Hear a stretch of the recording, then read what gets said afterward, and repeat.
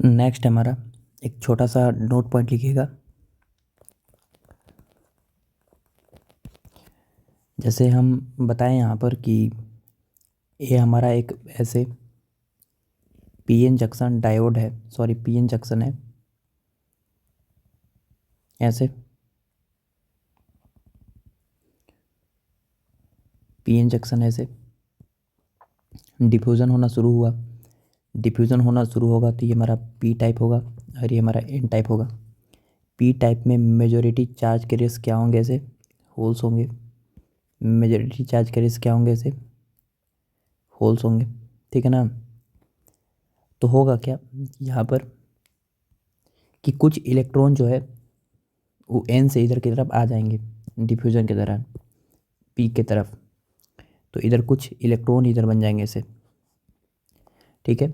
और कुछ पी के जो होल्स होंगे वो एन की तरफ चले जाएंगे, तो इधर की तरफ क्या बन जाएंगे, ऐसे इलेक्ट्रॉन इलेक्ट्रॉन होल्स बन जाएंगे ऐसे। अब ये जो बीच में क्रिएट हुआ है उसको हम लोग डिप्लीशन रीजन बोलेंगे। अब यहाँ पर हम आपको बताए थे कि इधर हो जाएगा क्रिएट प्लस चार्ज, क्योंकि इधर होल्स है, होल्स पॉजिटिवली चार्ज होते हैं, और ये जो इलेक्ट्रॉन है इलेक्ट्रॉन कैसे चार्ज होते हैं, ऑफकोर्स नेगेटिवली, तो इधर चार्ज होंगे माइनस। तो एक इलेक्ट्रिक फील्ड बनेगा किधर से किधर, ऑफकोर्स होल से इलेक्ट्रिक फील्ड एन से पी की तरफ इलेक्ट्रिक फील्ड, ठीक है। अब समझिए यहाँ पर बढ़िया समझिएगा कि जैसे जैसे टाइम बढ़ेगा वैसे वैसे जो है डिफ्यूज़न का वैल्यू बढ़ेगा, डिफ्यूज़न होना शुरू होगा। बहुत सारे जो इलेक्ट्रॉन्स होंगे वो एन टाइप से पी टाइप की तरफ जाना शुरू करेंगे, ठीक है। बहुत सारे होल जो है वो पी से एन की तरफ जाना शुरू करेंगे। शुरुआत में डिप्लीशन रीजन जो है उसमें डिप्लीशन रीजन जो थिकनेस होगा शुरुआत में जीरो होगा, क्योंकि इलेक्ट्रिक फील्ड जीरो होगा। लेकिन जैसे जैसे टाइम बढ़ेगा डिप्लीशन रीजन का वैल्यू लगातार क्या होगा, बढ़ेगा, ठीक है। लगातार जो है इलेक्ट्रॉन एन से किधर की तरफ आएंगे, पी की तरफ, ठीक है। और होल्स रिकम्बाइन होंगे, सॉरी होल्स डिफ्यूज होंगे पी से एन की तरफ। होल्स होल जो है वो डिफ्यूज़ होंगे पी से एन की तरफ और इलेक्ट्रॉन डिफ्यूज़ होंगे एन से पी की तरफ। बढ़िया बात है। अब अगर होल जो है पी से एन की तरफ जा रहे हैं तो यहाँ पर प्लस चार्ज लगातार बढ़ेगा, प्लस चार्ज लगातार यहाँ बढ़ेगा। और अगर इलेक्ट्रॉन एन से पी की तरफ जाएंगे तो इलेक्ट्रॉन पे यहाँ पे माइनस चार्ज है, माइनस चार्ज इधर बढ़ेगा। तो लगातार इलेक्ट्रिक फील्ड का वैल्यू लगातार क्या होगा, बढ़ेगा। इलेक्ट्रिक फील्ड का वैल्यू लगातार बढ़ेगा। तो जैसे जैसे टाइम बढ़ेगा वैसे वैसे इलेक्ट्रिक फील्ड का वैल्यू क्या होगा, बढ़ेगा। अब इलेक्ट्रिक फील्ड का वैल्यू अगर बढ़ेगा तो आपको पता है कि जो इलेक्ट्रॉन जो है वो इस डिप्लीशन रीजन के बनने के दौरान जो इलेक्ट्रॉन यहाँ से वो कहाँ से एन से इधर जा रहे होंगे, तो इस इलेक्ट्रॉन पे एक तगड़ा सा फोर्स भी लगेगा, इलेक्ट्रोस्टैटिक फोर्स, वो भी किधर, उस इलेक्ट्रिक फील्ड के अपोजिट, ऐसे ई इंटू ई इलेक्ट्रोस्टैटिक फोर्स। अब अगर इस इलेक्ट्रॉन के पास काइनेटिक एनर्जी अच्छा खासा नहीं हुआ तो ये जो इलेक्ट्रॉन है वो क्या हो जाएगा, ऐसे लौट के क्या हो जाएगा, ऐसे लौट के पीछे आ जाएगा, ठीक है। वो इलेक्ट्रॉन जो है वो पी के पास जा ही नहीं पाएगा और डिफ्यूजन करेंट नहीं बना पाएगा। लेकिन जिस इलेक्ट्रॉन के पास एनर्जी जो है अच्छा खासा होगी, काइनेटिक एनर्जी अगर मैक्सिमम हुआ, मैंने अच्छा खासा काइनेटिक एनर्जी हुआ, तो ये जो इलेक्ट्रॉन है जाएगा जाएगा जाएगा जाएगा जाएगा और कहाँ से कहाँ डिफ्यूज आ जाएगा, एन से पी की तरफ। क्योंकि इलेक्ट्रॉन पे फोर्स भले ही इलेक्ट्रिक फील्ड के अपोजिट लगेगा, ई इंटू ई, ठीक है।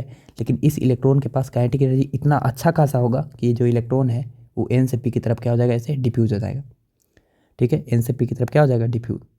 तो जैसे जैसे टाइम बढ़ेगा वैसे वैसे जो है इलेक्ट्रॉन को एन से पी की तरफ जाना क्या हो जाएगा, उतना ही टफ हो जाएगा, मैंने टफनेस जो है उतना ही क्या होता जाएगा, बढ़ते जाएगा इलेक्ट्रॉन के एन से पी की तरफ। और होल्स को पी से एन की तरफ जो है आना उतना ही क्या हो जाएगा, टफ हो जाएगा, ठीक है। होल्स को पी से एन की तरफ आना क्या हो जाएगा, टफ। मैंने डिफ्यूजन का वैल्यू जो है लगातार बढ़ना शुरू होगा, डिफ्यूजन जो उतना ही ज़्यादा टफ होना शुरू हो जाएगा, ऐसे बोल सकते हैं कि टफ होना शुरू हो जाएगा। डिफ्यूजन उतना ही ज़्यादा क्या होना शुरू हो जाएगा, टफ होना शुरू हो जाएगा। जैसे जैसे टाइम बढ़ेगा वैसे वैसे डिफ्यूजन होना शुरू जो है टफ होना शुरू हो जाएगा। और वैसे वैसे इलेक्ट्रिक फील्ड का वैल्यू भी बढ़ते जाएगा। एक ऐसा समय आएगा कि कोई भी इलेक्ट्रॉन वो यहाँ पर एन से पी की तरफ नहीं पहुँच पाएंगे, क्योंकि इलेक्ट्रिक फील्ड इतना ज़्यादा बढ़ जाएगा कि जो इलेक्ट्रॉन होंगे वो भी जो है एन एन टाइप से पी टाइप की तरफ नहीं पहुँच पाएगा, जिसकी वजह से डिफ्यूज़न करंट नहीं बन पाएगा। ठीक है, डिफ्यूज़न करंट कितना हो जाएगा, 0 हो जाएगा। तो यहाँ पे समझिएगा यहाँ पे कि सबसे पहले बात करते हैं कि कौन ऐसे इलेक्ट्रॉन है, उनके पास कितनी काइनेटिक एनर्जी होना चाहिए ताकि इलेक्ट्रॉन जो है डिफ्यूज़न करंट में कंट्रीब्यूशन कर दे। ठीक है, तो ये जो इलेक्ट्रॉन है यहाँ पर पोटेंशियल क्या है, हायर, और यहाँ पे पोटेंशियल क्या है, लोअर, तब ना इलेक्ट्रिक फील्ड ऐसे क्रिएट हुआ ऐसे। और इस पोटेंशियल डिफरेंस का वैल्यू भी है, इसको हम जंक्शन वोल्टेज या पोटेंशियल बैरियर भी बोलते हैं, E/D। ठीक है, ऐसे। अब मान लेते हैं कि ये यहाँ पर एक इलेक्ट्रॉन है। अब ये जो इलेक्ट्रॉन है इसके पास कम से कम कितनी काइनेटिक एनर्जी होना चाहिए ताकि जो इलेक्ट्रॉन है वो यहाँ से यहाँ डिफ्यूज हो जाए, क्योंकि इलेक्ट्रिक फील्ड इधर है तो फोर्स लग रहा है इलेक्ट्रिक फील्ड E इधर। अब कम से कम काइनेटिक एनर्जी कितना होना चाहिए ताकि काइनेटिक एनर्जी ताकि इलेक्ट्रॉन इधर की तरफ डिफ्यूज हो जाए। ठीक है, चलिए निकालते हैं। तो मान लेते हैं कि यहाँ पर जो है, यहाँ पर काइनेटिक एनर्जी K है, और यहाँ पे मान लेते हैं कि कम से कम के केस में मान लेते हैं कि यहाँ पे वेलोसिटी जस्ट 0+ हो जाए। अगर हल्का सा भी 0+ हुआ वेलोसिटी तो इलेक्ट्रॉन क्या कर जाएगा, ये कहाँ जाएगा, ये P की तरफ आ जाएगा। P की तरफ आ जाएगा तो डिफ्यूज़न करंट बना देगा। तो हम यहाँ पर अगर हम TMEC अगर यूज करें तो UI + KI बराबर क्या होता है, UF + KF। तो शुरुआत में पोटेंशियल एनर्जी तो लिखिएगा आप E, निगेटिव चार्ज होता है तो -E इंटू यहाँ का potential into BH plus kinetic energy K है यहाँ पर बराबर फाइनल पोटेंशियल एनर्जी यहाँ पर E हो गया माइनस में इंटू यहाँ का potential BL, charge into potential energy होता है, प्लस काइनेटिक एनर्जी 0 मान लेते हैं, 0+ होना चाहिए लेकिन हम मान के चल रहे हैं 0 है। तो यहाँ पर ये जो काइनेटिक एनर्जी है E बराबर वो आ गया मेरे पास E into BH minus E into BL, ये वाला टर्म को इधर ले गए तो काइनेटिक एनर्जी आ गया E into BH minus BL। तो काइनेटिक एनर्जी आ गया E इंटू डेल्टा B।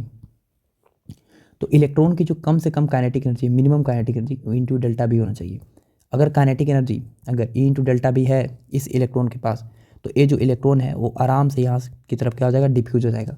लेकिन जो इलेक्ट्रॉन की kinetic energy E into delta B से कम है, E इंटू डेल्टा B से कम है, तो ये इलेक्ट्रॉन जो है वो इस डिप्लीशन रीजन में इलेक्ट्रॉन तो आएंगे भले ही, लेकिन इलेक्ट्रॉन जो है जाकर ऐसे क्या हो जाएंगे, ऐसे घूम जाएंगे, क्योंकि इलेक्ट्रोस्टैटिक फोर्स बहुत तगड़ा से लगेगा पीछे की तरफ। इलेक्ट्रोस्टैटिक फोर्स बहुत तगड़ा से लगेगा जिसकी वजह से इलेक्ट्रॉन पे वेलोसिटी जो है लगातार घटते 0 होगा और फिर से इलेक्ट्रॉन रिटर्न होकर कहाँ जाएंगे, पीछे। और ये जो इलेक्ट्रॉन होंगे do not contribute any diffusion current. ठीक है, कोई डिफ्यूज़न करंट में जो है कंट्रीब्यूशन नहीं करेंगे। ठीक है, कोई भी डिफ्यूज़न करंट में जो है कंट्रीब्यूशन ये नहीं करेंगे। ठीक है, जिसकी काइनेटिक एनर्जी के E डेल्टा B से क्या हो, कम हो। अगर जिसकी काइनेटिक एनर्जी जो है, जिनकी काइनेटिक एनर्जी वो के का वैल्यू जो है वो अगर E डेल्टा B से बड़ा या बराबर हुआ तो ऑफकोर्स जो है वो कंट्रीब्यूट इन डिफ्यूज़न करंट।